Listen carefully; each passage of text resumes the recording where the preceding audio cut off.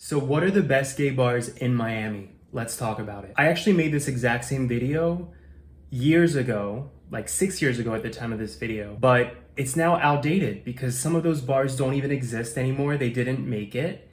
And there's a new one now that is really popular and it didn't exist back then. So I figured it was time to redo this video. Let's get into it. So all the popular gay bars here are in Miami Beach. They are on the beach.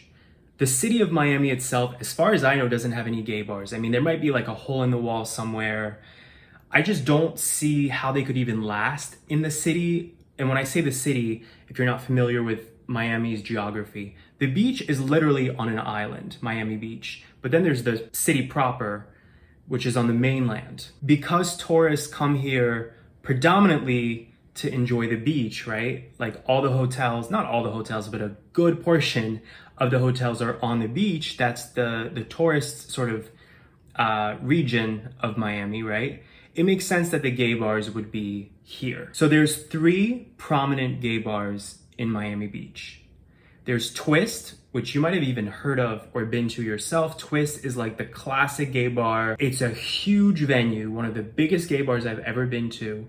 And what's really cool about Twist is there's like 8 or so different rooms. So every room in Twist has a different vibe. There's a few rooms that feel more like old school bars that are not necessarily what you'd expect in a gay bar, meaning like practically a sports bar just without sports on TV. Then there's a dance floor, there's a room that plays all the pop hits, and that's more kind of like flashy and exactly how you would assume a gay bar would look. But what's really cool about Twist is that there's a courtyard in the middle of it.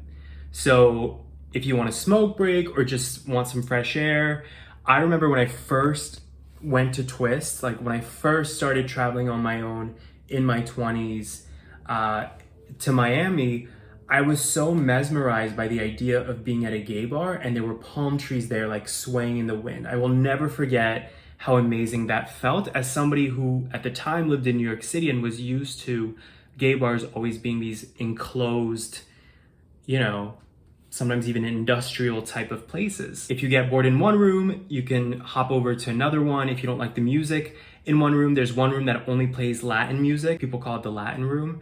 There's kind of a vibe for everybody. I will say Twist typically is the bar where people end their night. Like it gets busy around 1 a.m. Before then, it's honestly mostly kind of dead.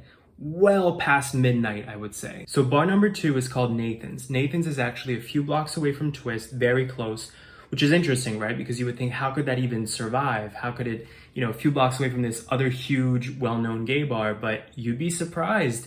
Nathan's does very well. It's basically 2 separate rooms. The first one is your kind of classic dive bar. It's nothing that showy or impressive, but the kind of stereotype is like people will start their night at Nathan's. I think drinks might be cheaper. So people start there, they have drinks with their friends, and then they might end the night at Twist. And then there's a second room that I think they call the champagne room, but it's not actually that sophisticated. It's just like a more dimly lit, reddish light type of space. It's kind of a dance floor. There is a DJ there. It's more of an open space compared to the other dive bar setting. But honestly, I've only ever seen the dive bar be really busy and packed. And I honestly think that's because there's so many gay guys who just want to like talk to others, right? The thing about Twist, the huge gay bar that I've mentioned, like I said, that's more later at night. It's really loud. It's almost more like a club in terms of just sheer size. But I think there's something about a dive bar environment that is appealing to people because it's easier to converse and actually see each other and you're closer together. It's probably easier to actually chat with people, right? Finally, there's a third gay bar, I would say about 5 blocks away from these 2 other gay bars, and this is called Palace. Now, Palace is not for me for a few different reasons. So Palace is really more of a restaurant than a bar, but it's definitely a gay restaurant or an LGBT friendly restaurant, I guess we can say, because they're famous for drag brunches. So drag queens will come out and perform while you're eating. I did it once. It's just not my thing. It's not my thing at all. When I'm eating, I don't want music like in my face. I don't want somebody's like hair weave or wig flying right by my Benedict, my omelet or whatever I'm eating for brunch. I do believe there is a rooftop at Palace, which is more of like a typical, I guess, a bar.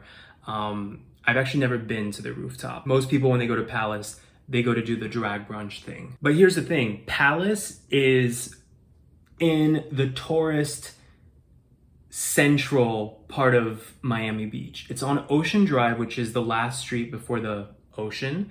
And that's just a tourist trap in general. Like, locals never want to hang out there. Even people, yeah, of course, if you're a tourist, your first time, you might want to see it, but even people who come back as tourists don't hang out there because you'll get ripped off. Like, everything, all the restaurants there are super overpriced, right? Because that's the tourist hub. It's kind of like Times Square in New York City, or like the Walk of Fame in Hollywood. These are places that maybe you see it once, but it's just a lot of tourists, everything's overpriced, and it's more about like the frou-frou than actually about like quality of food or experience or entertainment or whatever. So for all those reasons, Palace is not at all my vibe. So if you're a gay person visiting Miami and you want to check out the gay bars, typically the kind of evolution of the night is to start at Nathan's, have a few drinks there at the dive bar, and then around midnight or even later, you make your way to Twist like everybody else and dance the night away if that's your thing. Let me know if you have any questions below. Happy to answer anything at all.